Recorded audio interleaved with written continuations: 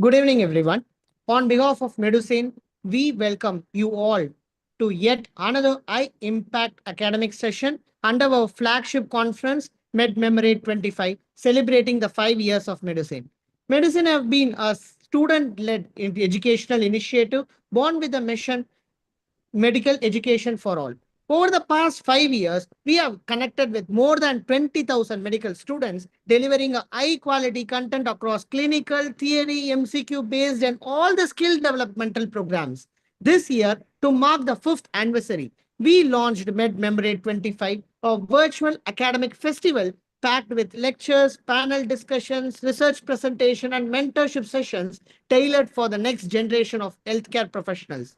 We now move into an exciting and insightful session on neuroimaging, as the topic says, brain snaps, a vital diagnostic domain that bridges neurology, psychiatry, and radiology. This session promises to simplify complex imaging concepts for undergraduate and budding medical professionals. It is an honor to introduce our speaker for today, Dr. Anuj Aggarwal, sir, an outstanding academician and a passionate educator. He completed his MBBS from Safdarjung Hospital, Delhi, bagging 8 gold medals. Completed MD Radiodiagnosis from the same hospital, again, yet another gold medal. Former General Secretary of Resident Doctor Association of the hospital and former Vice President of FORDA, Federation of Resident Doctors Association, India. A contributing author to popular radiology learning platforms, including Radiopedia, Radiology, and other several e-learning websites. He also runs his own educational Instagram and YouTube channels, focusing on mentoring the budding radiologists and the undergraduate students. We are truly privileged to have such a dynamic and humble speaker with us today. And I still remember that the first message when I sent him, sir, will you be able to contribute something, contribute the neuroimaging things for this conference? The first message he sent me was he was readily available. Yet there was a confusion about his availability and also his previous appointments. But then he made sure that he is here with us for an engaging and enriching session ahead. So without further delay, let's welcome Dr. Anuj Aggarwal, sir, for the Brain Snaps Neuroimaging for the Beginner's Perspective. Thank you so much for joining with us today, sir, and the session is yours now. Good evening, everyone. Am I audible to everyone? Yes, sir, you're audible. Thanks, Raghu, for the warm introduction. So without wasting any time, without any further delay, let's start with the topic of today, that is neuroimaging. So I hope that most of the students who are listening to this talk are at MBBS level. So we will be talking about the undergraduate level of neuroradiology. And whenever anyone speaks about neuroimaging, the first thing that comes in anybody's mind is about CT or MRI. But the first and foremost point that I want to highlight is that the first thing that should come in your mind is about ultrasound, because the neuroimaging can start from the fetal ultrasound when the baby is in the womb. That is, when we do the scan of a pregnant lady, many anomalies in the fetal brain we can diagnose with the help of ultrasound. And then once when the baby is born, since the CT involves ionizing radiation and the dose of radiation is more in CT, so we can avoid that by using a less harmful source of imaging, which is skull X-ray. So the learning objectives of today's talk are very simple. First and foremost purpose after finishing this session will be, you should be able to identify what type of radiological scan you are shown. For example, if some CT image is shown or some contrast enhanced CT image versus non-contrast image is shown, or there is some MRI image, and if it is MRI, then what sequence it is, you need to identify that. And after this talk, you should be able to identify what imaging is shown to you. And second thing is, most important is to identify the normal anatomy, because once you know that this is normal or there is some deviation from the normal anatomy, you can diagnose that there is some pathology. And then we will discuss about the key pathologies which are important for MBBS level that can be asked in various competitive exams for PG entrance like NEET PG or INI-CT. And these things are also handy and very important must know topics for clinicians also, because they are kind of spotters. So as I first and foremost said, that the radiological modalities for neuroimaging starts with skull ultrasound. So when the baby is in the womb, that is when we do the fetal ultrasound, you must know that for pregnancy, only two modalities are suitable. One is ultrasound of the pregnant lady, and second is MRI. Why we don't do any other investigation? Because in pregnancy we have to protect the lady as well as the womb from the ionizing radiation. We know that X-rays and CT involve the use of ionizing radiation, which is X-ray, and therefore it can hamper in the organogenesis of the fetus. Therefore, in pregnancy we always use either ultrasound, and when there is some anomaly or there is some confusion and we need to further clarify that, we can do fetal MRI in the pregnancy. And we always avoid X-ray or CT for a pregnant lady. And therefore, this is a very practical point. Once you become any clinician, like you join medicine, surgery, or any branch, or maybe obs and gynae, whenever any patient comes to you and you write X-ray or CT for that patient, you first need to identify whether that patient has missed her periods or not.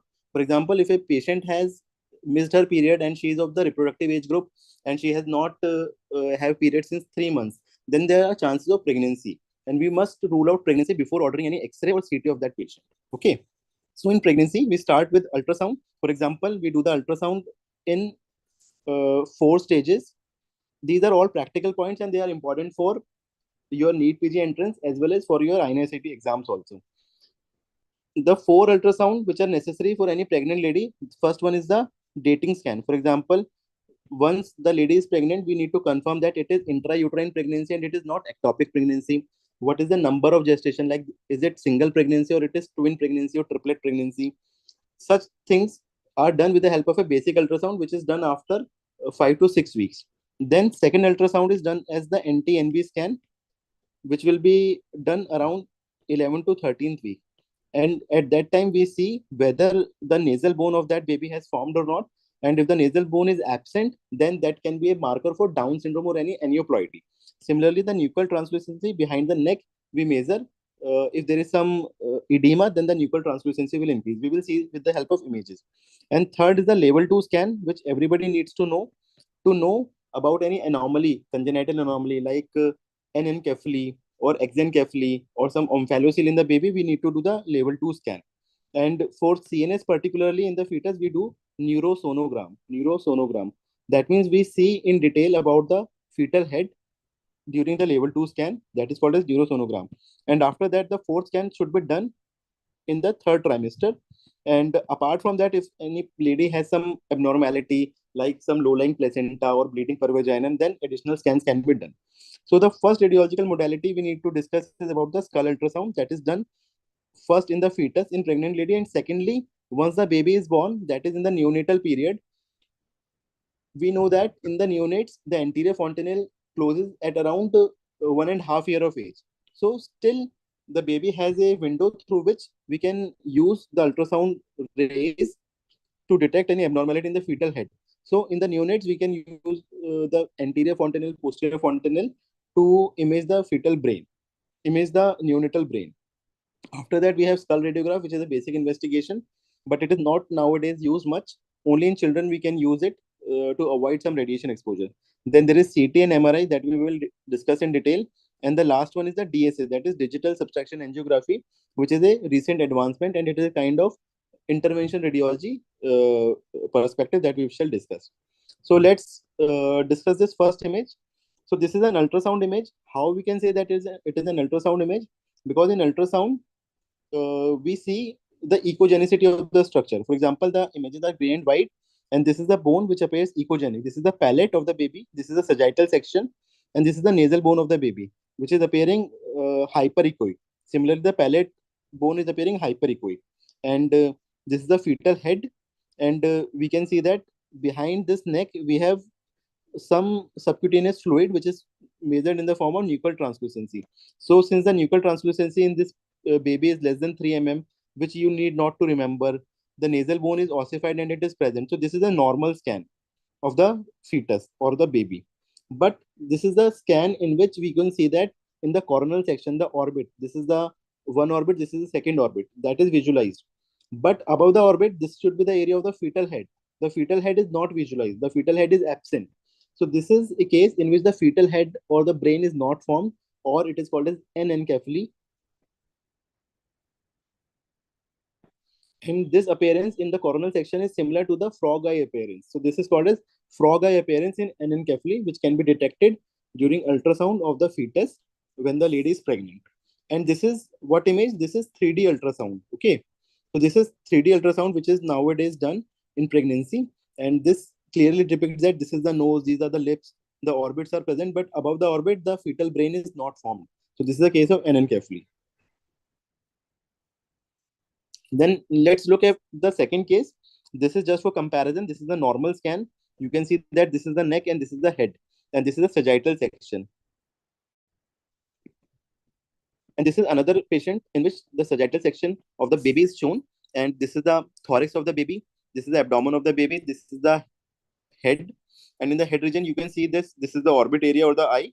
And the brain tissue is there, but it is not looking normal. It is not in the proper shape. And there is no skin covering. This is a skin covering, but it is lacking in the second patient. So when the brain tissue herniates in the amniotic fluid, then this is called as acrania anencephaly syndrome or acrania anencephaly sequence, which can have a spectrum of findings like exencephaly or inencephaly. So these kind of spotters you can get in exam, or you can see such kind of findings in your patients. And when we talk about neuroradiology, it is not restricted only to brain. Whenever some abnormality is there in the brain, you should always look for the spine, particularly in the fetus as well as in the, this is the cervical region of the spine. This is the sacral region of the spine. So during the ultrasound of the pregnant lady, we can see that some sacral agenesis, if there is absence of sacrum bone, then we can identify that. Suppose if there is some kyphoscoliotic deformity, then such kind of proper shape of the fetal spine will not be visualized. Or suppose some defect is there in the vertebral bodies, and suppose there is some herniation of the content of the spinal canal. For example, this is the area of the spinal canal in which the spinal cord is there, and this is the anterior part, this is the posterior part. Suppose if there is some defect here, then there will be herniation of the contents outside.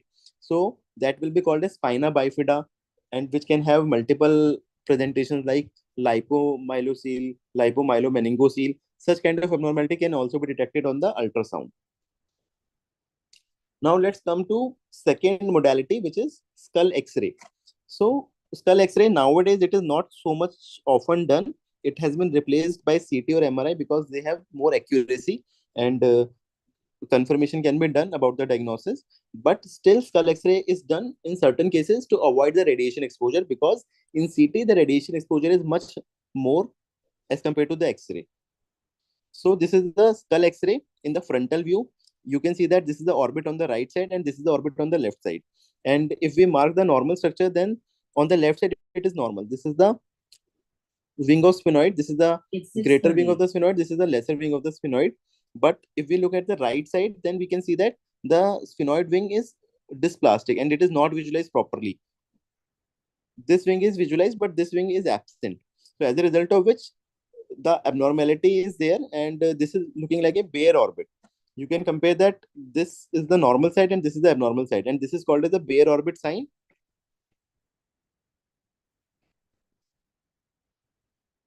This is a classical finding of neurofibromatosis type 1, which occurs due to sphenoid wing dysplasia.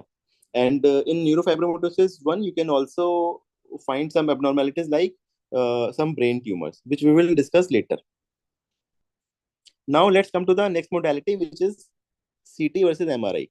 So the first and foremost purpose at the undergraduate level should be to identify whether this image is of a CT or that image which is shown is of an MRI.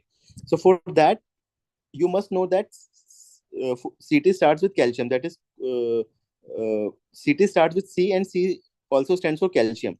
So whenever there will be calcium, it will appear bright on CT. For example, this is the bone in the fetal. This is the bone in the head of the patient, and that is appearing hyperdense. In CT, we compare it in the terms of density. So this is hyperdense. The skull bone is appearing hyperdense. So this is a CT image.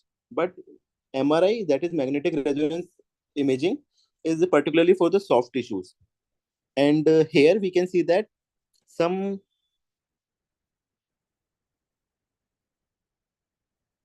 bright tissue is there on the MRI. So this is subcutaneous fat. we will discuss that subcutaneous fat or any fat in the body appears bright on T1 as well as T2. These are the type of sequences we will discuss later on. So this is the subcutaneous fat in the scalp, which is appearing bright. And then this black area or this dark area is actually the bone.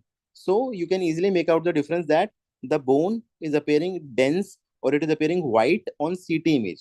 But on MRI, the bone is appearing black. So whenever we see an image in which the bones are appearing black, then this is an MRI image. And whenever the bones are appearing white because of calcium, then it is a CT image. So whenever we want to see about any fracture, let it be not only in the skull, but anywhere in the body. For example, there is some tibial fracture, femoral fracture, then CT would be better as compared to MRI. Only when we want to see the bone marrow, that is what is inside the cortex of the bone, what is going on inside the bone marrow, then we will do MRI. Otherwise, for bone per se, CT is the investigation of choice. And then inside the brain, you can see that the various structures like these lateral ventricles are shown. And how to identify what type of sequence it is, we will deal in the subsequent slides. So the first one is how to decide whether it is CT or MRI. This should be done based on uh, appearance of the bone. Bone appears white on CT, but it appears dark on MRI. So let's see these images. So you can answer easily that this is the bone in the skull and this is appearing white or dense. So this is the CT image. Similarly, in the second patient, the bones are hyperdense or white. So this is a CT image. So apart from the calcium in the bone, there are some other structures which can appear hyperdense on CT. So one of them is blood. So this is the head of the patient in which we can see that this is the left lateral ventricle and this is the right lateral ventricle. So the left lateral ventricle has fluid inside it. It is CSF. So this is appearing dark. But on the right side, we can see that in the region of basal ganglia, there is some hyperdensity.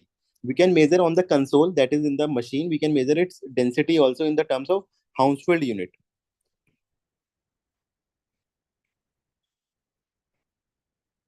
Okay. So based on Hounsfield unit, suppose this comes out to be around 40 to 50 Hounsfield unit in its density. So this is the density of blood. And if we measure the density of this area, so this will come approximately around 600 to 700 HU, which will be much higher than this. So this is the density of bone. So this is the bone which is hyperdense, and this is the blood which is hyperdense on the CT image. So in this patient, first of all, for any radiological image, we should compare it right side from the left side. So this is the right side and this is the left side. So since the right side and left side are not symmetrical, so this suggests that there is some abnormality. It is not a normal scan. So what is the abnormality? This area looks abnormal. So there is some hyperdensity. We measure its attenuation value, which was around 40 to 50 HU. So it was blood. So we can say that in this patient, there is some bleed in the right basal ganglia. And this is a site which has predilection for hypertensive patients. In hypertensive patients, the bleed occurs mostly in the basal ganglia or in the thalamus or in the brainstem. So this is most likely a hemorrhage due to hypertension in this patient. So the second case is also of the same patient, which shows hemorrhage in the basal ganglia on the right side. Then this is the second case in which we can see that this is again a CT image because the bone are appearing white and hyperdense. Okay. Then is it normal or abnormal? So this is a non-contrast or NCCT image, but there is some hyperdensity which is seen along the sulcal spaces. For example, this should be the area of Sylvian fissure, and some hyperdensity is there. Similarly, the hyperdensity is also along the sulcal spaces here or in the CSF cisternal spaces here. So this is because of the blood. And whenever there is blood in the cisternal spaces,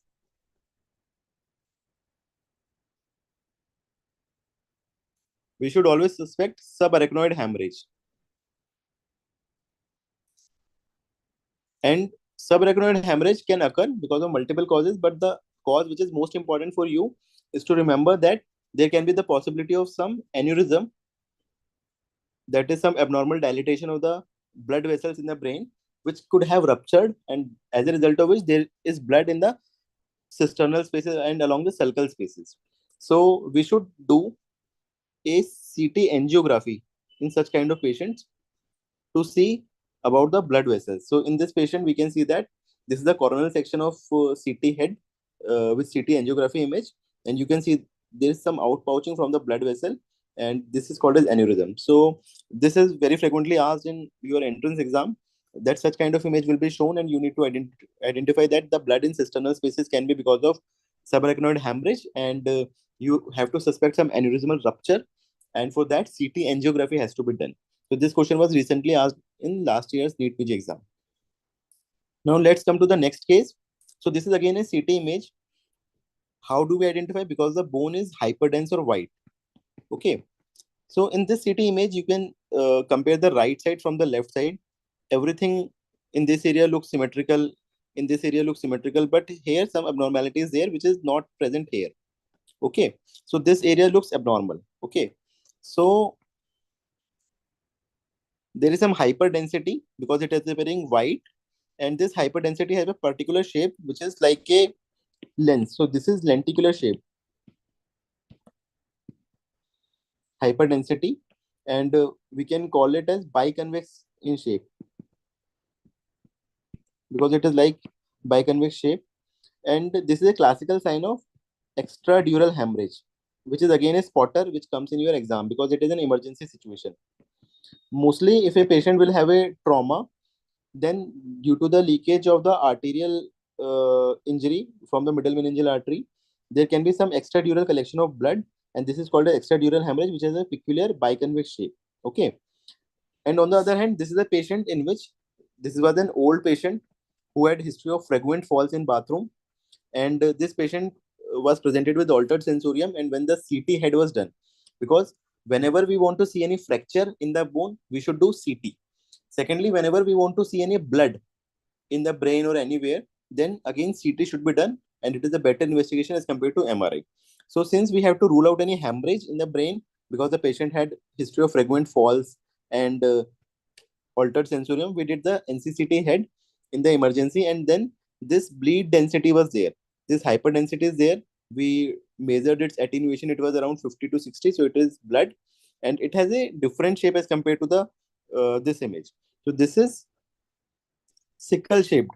So such is a case of subdural hemorrhage. Okay. So this is the case of subdural hemorrhage. This is again asked as a spotter in your exam. And there are certain indications in which you have to operate, like craniotomy has to be done, and this blood has to be evacuated. For example, whenever there is EDH,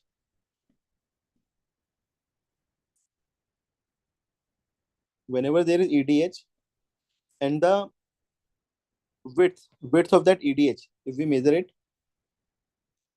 if the width of that EDH is more than 1.5 centimeter or 15 mm, then this is an indication of craniotomy because the EDH is large. Or we can measure on the CT console or computer its volume. When the volume is more than 30 cc, you can just double this, and you can remember that like 15 mm ka double is 30 cc. When the volume is more than 30 cc, you have to operate, and craniotomy has to be done to evacuate this EDH. Otherwise, the patient will have some mass effect. This will lead to some compression in the brain.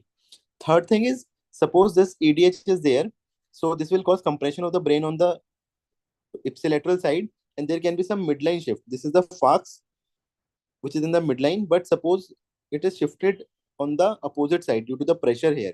And when the midline shift is more than 1.5 mm, then again you have to operate. Or other features of brain edema, like some effacement of the sulcal spaces. The sulcal spaces are not seen, or the ventricles are compressed because of the edema. Then in such cases, the EDH should be operated. Otherwise, the conservative management can be done. Similarly, the volume and the depth of SDH has to be given in the radiological report so that the clinician can make the decision. Then let's see this image. This is again an image of NCCT head because this is the bone which is appearing hyperdense or white. So this is CT head. Okay. And whether it is non-contrast or whether it is contrast enhanced CT image, you have to see at the blood vessels. For example, here this will be the area of the Sylvian fissure in which the right middle cerebral artery should be running, but it is not seen opacified with contrast. So this is non-contrast image. Here the anterior cerebral artery should be there, opacified with contrast, but it is not opacified, therefore it is non-contrast image. Similarly, you can see the basilar artery, which is dividing into the posterior cerebral artery if it is a contrast image, but it is not non-contrast image. But on the left side, we can see that the middle cerebral artery is appearing hyperdense. So this is a telltale sign of thrombus in the left middle cerebral artery, which is seen in case of acute stroke. So this can also be asked in your exam, the role of imaging, neuroimaging in stroke. We will discuss about it further. Whenever we have a patient who is suspected of stroke, for example, the patient have weakness in one side of body or slurring of speech, the first imaging we should do is NCCT Head. The reason is that it is readily available. Most of the centers do not have MRI, or the MRI takes time. So first we do NCCT Head to rule out whether the stroke is hemorrhagic or it is ischemic in nature. Okay. So if the stroke is ischemic in nature, we further has to see whether the tissue which is ischemic is completely dead, or whether some area can be salvaged. That is, there is some penumbra is there or not, which can be done with the help of radiological imaging. But whenever there is hemorrhage, then thrombolytics should not be given. So whether thrombolytics can be given in ischemic stroke or thrombolytics has to be avoided in hemorrhagic stroke, this decision is made based with the help of an NCCT head, through which we rule out the hemorrhage. Okay. So this is next image, which is again of NCCT head, but here we can see that some abnormalities there on the right side as well as left side. So although it is bilaterally appearing symmetrical, but still it is an abnormal case, and the calcification is along the gyral spaces. This is gyriform calcification in the brain, which is a telltale marker, which is a classical sign of Sturge-Weber syndrome. So this can also be asked in your exam. This spotter can come, and this is a neurocutaneous syndrome, and the patient have portoine stains along the distribution of trigeminal nerve in the face, and it is a sporadic syndrome. That means it is not inheritable. So apart from Sturge-Weber syndrome, there are other neurocutaneous syndrome. For example, there is tuberous sclerosis, there is neurofibromatosis, and such syndromes you have to memorize on tips because they have multiple findings involving from head to toe, and they are very important for your exam point of view. Then this is the next case. Again, this is CT head. This is non-contrast CT head because the arteries are not visualized or opacified with contrast, but there is right lateral ventricle here. This is left lateral ventricle because they have CSF, so it is appearing dark. Because CSF is fluid, the fluid appears dark on CT. And outside the skull, this is air. Okay, the skull will be surrounded by air when we will be doing the scan. So also it is appearing dark on CT.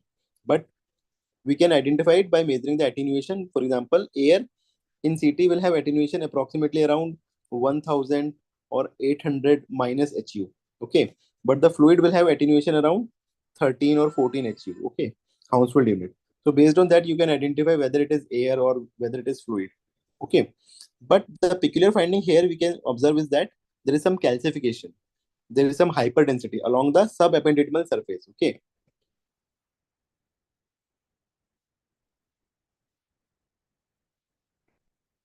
So whenever there is a patient with subependymal calcification, we should always suspect a neurocutaneous syndrome, which is tuberous sclerosis. Okay, tuberous.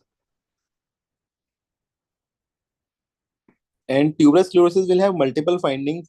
These subependymal nodules can convert into a malignant tumor, which is called a SEGA, subependymal giant cell astrocytoma. Okay. Otherwise, there can be some tubers, which will be like potatoes, which can be seen in the brain, but such findings are better seen on MRI. So on whenever we talk about brain or neuroimaging, and if they ask about the imaging of choice, then in most of the cases it will be MRI only, because in MRI the benefit is that the contrast between the gray matter and white matter and the minute structures of brain is more. You can easily identify some pathology in the gray matter or white matter, but on CT such demarcation is not clearly visible. Only when we want to see some skull fracture or some bleed, whether it can be extradural hemorrhage, subdural hemorrhage, subarachnoid hemorrhage, or some hemorrhage because of hypertension involving the basal ganglia or brainstem. In such scenario, the CT is preferred investigation. Otherwise, for brain or for spinal cord, we most of the time do MRI. which is the investigation of choice. So, what are the indications of MRI brain? Mostly, even in stroke, although CT imaging is easily available and hemorrhage can be seen on CT, but if available, then MRI is better to look for any kind of infarct, because even if the infarct is very hyperacute, which will be missed on CT, but it can be detected on MRI. So very hyperacute brain strokes, even after 30 minutes, within 1 hour, you can detect on MRI, but these will be easily missed on CT. Or if there is some abnormality in the vessels, like some arteriovenous malformation, some venous thrombosis, MRI brain is indicated. And secondly, suppose some brain abscess is there, encephalitis or meningitis is suspected, then investigation of choice is MRI. If it is not available, then CECT can also be done, which will also give us good results. But the best investigation will be contrast enhanced MRI in any kind of infection in brain. Similarly, some inflammatory condition or demyelinating condition. For example, if a patient is suspected of multiple sclerosis of brain, so in such scenario also, MRI is done, CT will be of no use. And suppose if some tumor is there in brain or in the spinal cord, then always MRI is better investigation. If not available, then CT can be done. Many kind of encephalopathies, for example, due to alcohol consumption or due to some toxins, they will be better detected on MRI. So the advantages of MRI over CT scan, as I told, the soft tissue delineation between the gray matter and white matter is better in MRI. Secondly, the posterior fossa and temporal lobes, which are certain hidden areas, they are better seen on MRI. And in CT images, due to some artifacts, these areas are not clearly visible. MRI is also doesn't involve any kind of ionizing radiation, so it is completely safe. That's why we told in the beginning that if a lady is pregnant and we want to see some abnormality in the fetal head or anywhere in the fetus, we do ultrasound. And if ultrasound is not giving us confirmatory results, or if there's some doubt, then MRI can be done in pregnancy, because no radiation is involved in MRI. MRI is safe in pregnancy, but CT is never done in pregnancy, and it is avoided until unless there is no other option. Then MRI is non-invasive, but other modalities are also non-invasive except DSA. And MRI can detect old hemorrhage also. For example, in CT, the hyperdensity that we talked about earlier, for example, in this image, this hyperdensity is there on CT image. So this is suggestive of bleed. But when the bleed is very chronic, that is, it is very old, the blood will be digested and it will not appear hyperdense. So that finding can be missed. For example, in old subarachnoid hemorrhages, the subarachnoid hemorrhage will be along the sulcal spaces, very minute hemorrhages will be there. So such findings can be missed. Or suppose if a patient had an acceleration deacceleration injury, motor vehicle accident the patient had undergone, and the patient had altered sensorium after the motor vehicle accident, and the CT images will be normal. NCCT images were normal in such patient, and there was no hemorrhage. Even in that patient, we should do MRI, because some micro bleeds, very little bleeds, which are of 1 mm or 2 mm, very little bleeds, can be detected on MRI. There is a special sequence for that, which is called a susceptibility weighted imaging, that we will show to you in the later slides. So even the micro bleeds can be detected on MRI, which will be missed on NCCT. So in a patient having such scenario, we should suspect diffuse axonal injury, patient with motor vehicle accident, acceleration deceleration injury, altered sensorium, but CT coming normal. So this is a scenario of diffuse axonal injury. And in such patient, when we do MRI with susceptibility weighting imaging, we find hemorrhages, micro hemorrhages at the gray white matter junction. So this is the advantage of MRI over CT scan. Then within 30 minutes of any acute infarct, like hyperacute infarct, MRI can detect it with a spatial sequence, which is diffusion weighted imaging and ADC, that is apparent diffusion coefficient. You just need to remember DWI, diffusion weighted imaging, and ADC. But the CT will be missing that finding, and if you just rely on CT, you will say that the CT report is normal and you will send back the patient. You may send back the patient. Therefore, in hyperacute infarct, MRI is investigation of choice. But there are certain loopholes or some problems with MRI. For example, if a patient will have metallic implant in the body, then MRI cannot be done. But nowadays, the metallic implants, for example, orthopedic implants, they are most often MRI compatible. They are made up of titanium. So if a patient has titanium implant anywhere in the body, for example, after some fracture in the bone, in such scenario, MRI can be done.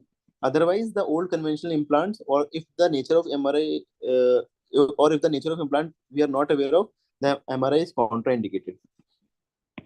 Because when we put the patient in the MRI machine, if the metallic foreign body is there anywhere in the body, or if the patient is wearing some metallic ornament that will be pulled up by the machine, that can cause injury, or there's some metallic implant that will be pulled up by the machine that can cause injury, or there can be heat around that implant that will injure the tissues. So, suppose if the pacemaker is there or aneurysmal clips are there, some cochlear implants are there, usually we avoid MRI in such cases until unless we are sure that the nature of that implant is MRI compatible and it is modern one which is compatible with MRI. One of the absolute contraindication for MRI is intraocular ferromagnetic foreign body. Okay, so this was asked in the NEET PG exam. This can again be asked. Suppose if a patient had some chisel injury, some foreign body is uh, there in the eye of the patient. In such scenario, CT can be done, but MRI cannot be done because that metallic body will work as a projectile that will be pulled up by the machine and that will injure the eye of that patient. And then MRI is a longer investigation as compared to CT, which is a practical point. So if the patient is unstable or the patient is claustrophobic, in such scenario also, the MRI cannot be done. And in first trimester of pregnancy, the safety of MRI is not known. So even in pregnancy, if we want to do MRI, we avoid it in the first trimester because there are no studies which can give a conclusive report about the safety of MRI in first trimester of pregnancy. But in second trimester or third trimester, you can do the MRI very safely. Then the disadvantages of MRI, one is that in MRI, the slice thickness, that means the sections that are obtained, they are thicker as compared to the CT. Secondly, in MRI, we earlier saw that the bone was appearing dark.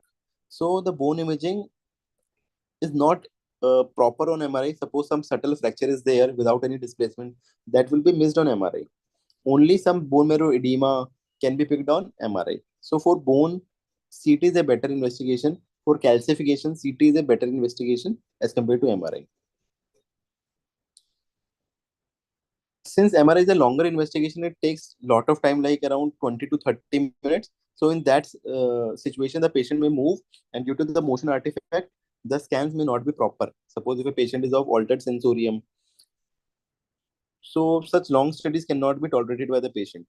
Secondly, as we told earlier, hemorrhages or bone injury are better picked up on CT. So in those scenarios, CT will be done and MRI would be avoided. Then, due to the paucity of time, I will quickly run to the important things like how to identify the MRI sequences. For example, these are the three basic sequences which you will be provided. So the easiest one to pick is this one. So this is the sequence in which these are the lateral ventricles and the CSF inside the lateral ventricle is appearing bright. On other sequences, it is not bright. So we have to remember the mnemonic World War II. Water appears white on T2 image. So since water or any fluid is appearing bright on this image, so it is a T2 weighted image. So this is very easy to pick. T2 images can be easily identified. Along with that, you can see that some bright fluid is there along the sulcal spaces. So this is the CSF fluid. So this is the T2 weighted image. Now let's look at this image and this image. Okay. So the fluid is not bright, it is dark. So it is not T2. But in this image, if we zoom it, the outer one is the gray matter. So the gray matter is appearing gray, and this is the white matter. This is the white matter, and this is the gray matter. So the gray matter is appearing gray, and the white matter is appearing white, as the name depicts. So when the gray matter appears gray and the white matter appears white, so this is a T1 weighted image. Okay. So this is easy to remember. This is T1 weighted image. And now let's look at this. Here, the gray matter is appearing gray, but the white matter is also appearing darker. And along with that, you can see that the fluid is suppressed. So weighted image, but the fluid is suppressed. It is called as fluid attenuation inversion recovery. The fluid has been attenuated. So this is just like a T2 image, but without any fluid. The fluid has been attenuated. So such image will be called as flare image. So T1 images are usually used only for studying the normal anatomy. Most of the abnormalities or findings will be picked up on T2 images and the flare images, which is again a T2 image only, but without fluid signal or with the suppression of fluid signal.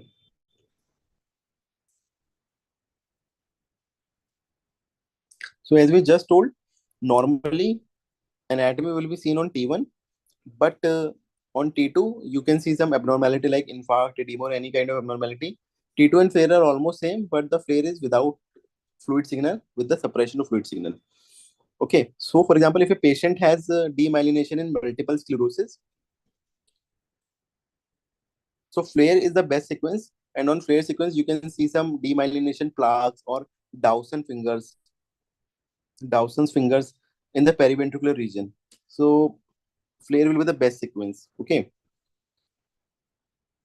then this sequence is also nowadays being asked in the exams. So in this sequence, you can see that outside the brain, you are not seeing anything. Like earlier in these images, you were seeing this was the scalp, subcutaneous fat in the scalp, which is bright on T1 as well as T2. Then this black area was the bone. Okay, and then brain was seen. But this sequence is particularly peculiar because outside brain, nothing is seen. So these are spatial sequences, which is diffusion weighted imaging and ADC, which is a corresponding sequence for DWI, which is called as apparent diffusion coefficient. Suppose this is the DWI image. The fluid appears dark, but there is some bright area on the left side of the cerebral hemisphere. And corresponding to that, we have to see the ADC image. ADC image just looks like T2 because the fluid is bright in the ADC image. Fluid is bright, but you can identify it because of its peculiar appearance that outside the brain, no bone is clearly visible, no subcutaneous fat is clearly visible. So you can identify if any T2 like image is there, but it is appearing peculiar because no fat in scalp or no bone is shown, then it will be ADC image, and this will be the DWI image. So on DWI, some area appearing bright is there, and that area is appearing black on ADC image. So this is a case of diffusion restriction. So if a patient will have very hyperacute infarct on the left side, then before appearance of changes on the T2 weighted images or flare images, you can note the changes on the DWI images. So this is a hyperacute infarct involving the left MCA territory and involving the left cerebral hemisphere. And these changes can be easily picked up earliest on the DWI and ADC images. The changes will appear later on the T2 and flare. Before that, it will appear on DWI, and even before that, it will be appeared on the ADC image. So within 30 minutes, it will be seen on ADC image.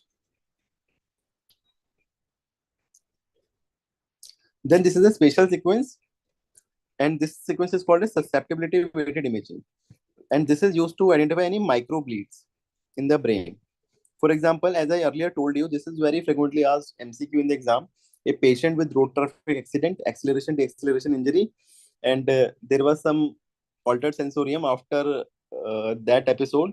Patient is admitted in ICU. Patient is very sick, but the NCCT head was normal. There was no bleed in the brain. So in such scenario, we should suspect uh, diffuse axonal injury, and we should do SWI sequence on MRI. And such kind of hemorrhages can be seen in such scenario. So this will confirm the finding of diffuse axonal injury. Otherwise, if there is some other microbleed because of some other reason, like the cerebral amyloid angiopathy or some old subarachnoid hemorrhage, such bleed will also be seen on SWI image. So SWI image is for bleeds, microbleed. And you must remember diffuse axonal injury because it will be coming in the exam. Then after that, another sequence in MRI is just a T1 weighted image, but after giving intravenous contrast to the patient, gadolinium based intravenous contrast to the patient. So whenever there is some any infection or there is some inflammation or there is some tumor due to hypervascularity or neoangiogenesis in some tumor, the blood flow in that area will be increased. So in that area, there will be some contrast enhancement, which can be easily picked up. So if some abnormality is very subtle, it is not seen on T1, T2 flare images, but increased blood flow on contrast MRI image in the form of contrast enhancement is there. That will help us to pick up findings, for example, in meningitis or in brain abscess, tuberculoma, such kind of contrast MRI images can be very helpful. And then this is again additional sequence, which is MR spectroscopy, which is used to measure the metabolites within the abnormality, for example, to differentiate tuberculoma from neurocystic sarcosis. We can use that, but it is not routinely done. Now let's see some normal radiological anatomy with the help of MRI brain, and subsequently along with that we will see some abnormality. So this is the topmost section of the head of the patient, and this is a T2 weighted sequence. How? Because the fluid in the sulcal space is appearing bright. So this is normal. As we move downward, this is the area of lateral ventricle. We will move further downward. This is very important image because mostly in the exam, such section is given. Okay. So in this section, this outer one is the gray matter, and this dark one is the white matter. Okay. And this is the lateral ventricle, frontal horn, posterior horn of the lateral ventricle. Okay. We move further downward, then we can see that this is the area of caudate nucleus. This is the head of caudate nucleus. Everybody must know this. Whenever there is atrophy of the caudate nucleus head, then the lateral ventricle frontal horn will get dilated, and this will be called as boxcar ventricle appearance. This can be asked as a spotter in the exam. You can see the boxcar ventricle image on Google. This is due to the atrophy of caudate nucleus in Huntington's chorea. Normally the caudate nucleus will look like this. This is caudate nucleus, and this is the head of caudate nucleus. You have the body and tail also, but that is not important for you. Then this is the region of basal ganglia, in which we will have globus pallidus in the inner side, and on the outer side you will have putamen. Okay, so the outer one will be putamen. So the outer one, this area will be putamen. So putamen is outer one and globus pallidus is inside. Okay. And this gray area is actually, this gray matter area is actually thalamus. Okay. This is again thalamus. Okay. So this is again gray matter, caudate nucleus. This is gray matter, globus pallidus and putamen. And this is again gray matter, which is thalamus. And in between these areas of gray matter, there is anterior horn of internal capsule. Then this will be the area of genu of internal capsule, and this will be the area of posterior horn of the internal capsule. So many of the infarcts can involve anterior horn or genu or the posterior limb of the internal capsule. Okay. Or the basal ganglia can be involved in hypertensive bleeds, etc., etc. Thalamus can be involved in many pathologies. For example, artery of Purkinje infarct that you will study subsequently. So this section is very important for exam point of view. Then this is the lower down image. You can see that this is the part of midbrain. As we go further downward, this is pons. This is pons. This is again midbrain only. We go further downward. This is pons, and posterior to pons, this is the area of fourth ventricle. Okay. And as we move further downward, this is the area of medulla.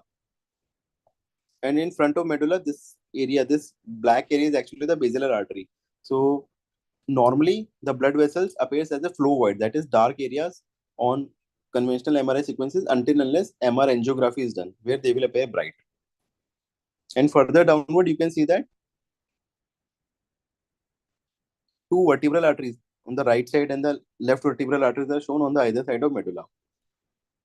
So let's quickly look at some pathologies. So this is a case in which multiple calcifications are there diffusely in the brain, and areas of edema is also there. So this is the case of neurocystic sarcosis, and calcified NCC can appear in the form of such calcification. Okay, but if we will do contrast enhanced MRI in such patient, then this will appear as a ring enhancing lesion with surrounding edema. And on CT, another peculiar finding that can be asked on contrast enhanced CT images of a eccentric calcified scolex with the ring enhancing lesions. Then this will be a classical finding of NCC which will come in exam. Then just like NCC, there is another finding, another abnormality which is called as tuberculoma. In tuberculoma, usually the lesions will be showing ring enhancement or complete disc-like enhancement, but the classical finding is that they will be very close to each other. This is called as conglomeration. Whenever the lesions shows conglomeration, lesions are very close to each other. The lesions are bigger in size. The lesions are associated with meningitis and basal exudates, enhancing basal exudates in the cisternal spaces. Then that will be case of tuberculoma.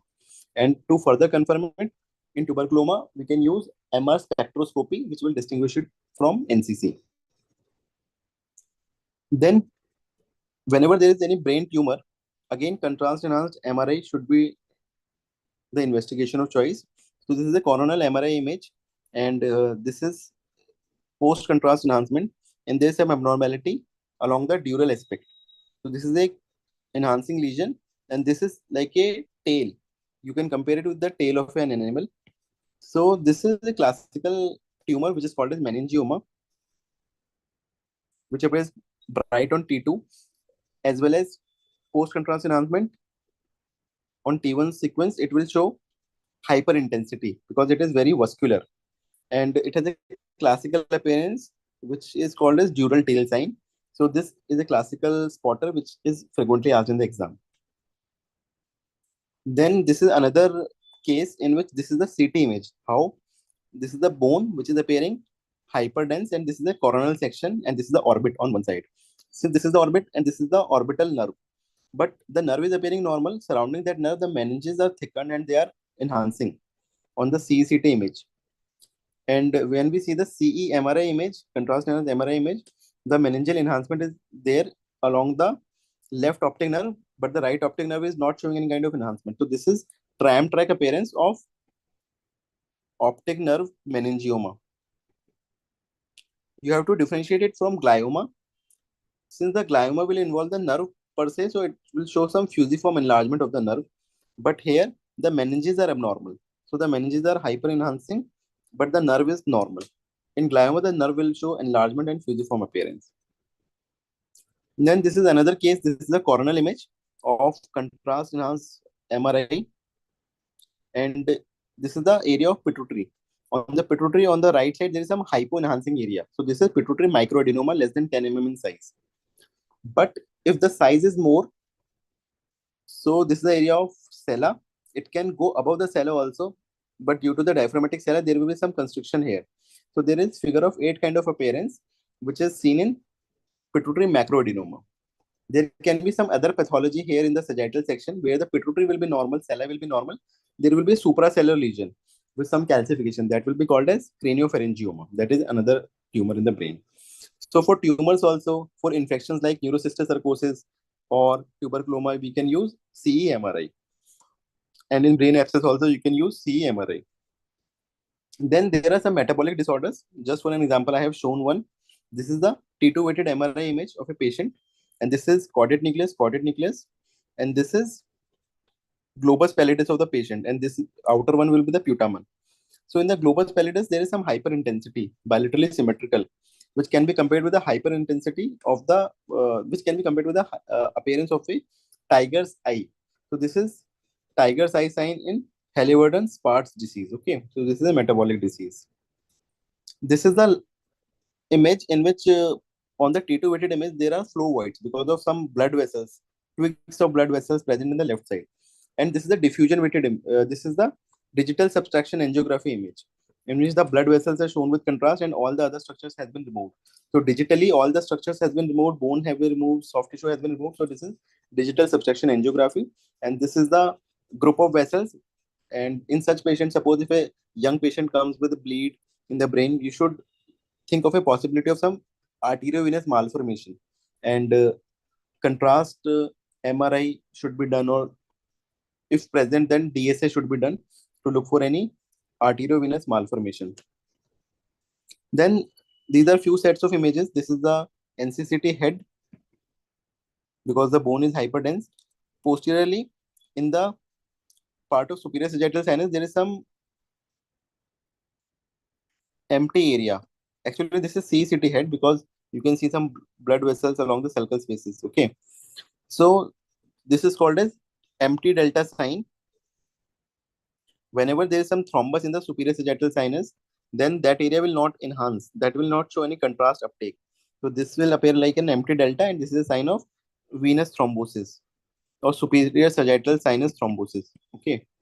Then this is another case in which this is the area of sella, and this is the CSF which has protruded into the sella. Pituitary gland is not seen. So pituitary gland is compressed and CSF has come into this sella. So this is called as empty sella. And whenever some obese young patient comes with headache, we should suspect pseudotumor cerebri or benign intracranial hypertension. And in MRI on sagittal section, if empty cell is there, it will confirm the finding of pseudotumor cerebri.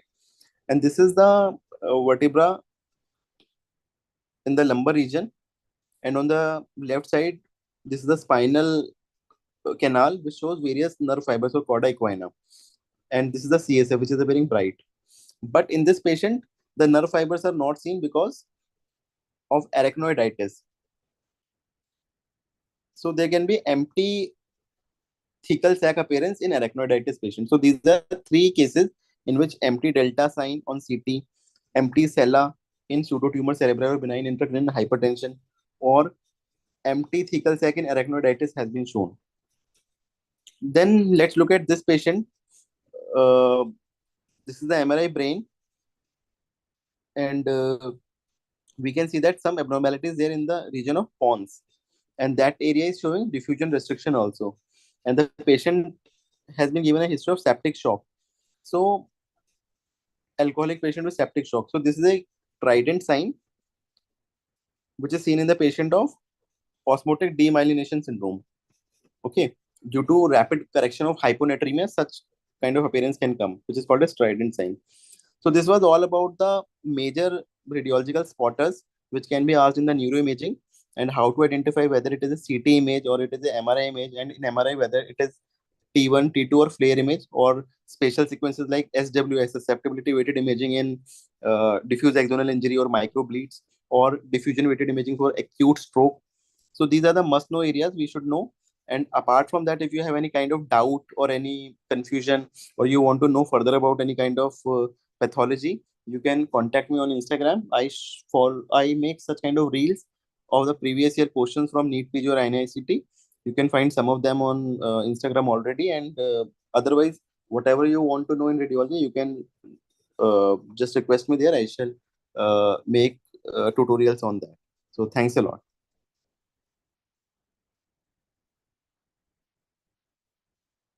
Thank you, sir. Thank you so much. It was really a wonderful session. I think most of the students also have joined are MBBS students, as you have told, and I think they don't have the idea of how to approach a neuro image. That is the reason why we thought when we had a skill program set, so like ACLS and all these things, we thought to have brain imaging also as one of the topic. And I think Dr. Anuj sir has made an entire brief discussion regarding it. So, on behalf of Medusane and the entire organizing team of Medmemorate, I take this opportunity to extend our artful gratitude to Dr. Anuj Aggarwal sir for delivering an incredibly insightful and engaging session on neuroimaging. Sir, your ability to simplify complex concepts, your dedication to teaching and passion for mentoring students was visible today.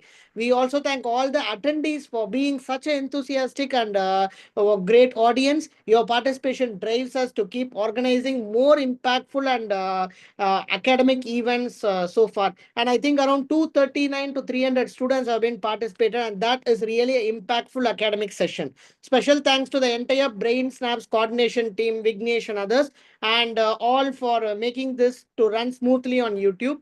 As we continued Medmemorate 25, we look forward welcoming you to more sessions, sir, in upcoming days, covering various clinical tips and skills and guidance for the students. Stay tuned for the next session at 7:30, where we will have ECG and ACLS brief idea given by Dr. Sibi Chakravarti, sir, a cardiologist, renowned cardiologist from Tamil Nadu. Thank you. Thank you once again for all, and have a wonderful evening. Thank you so much, sir.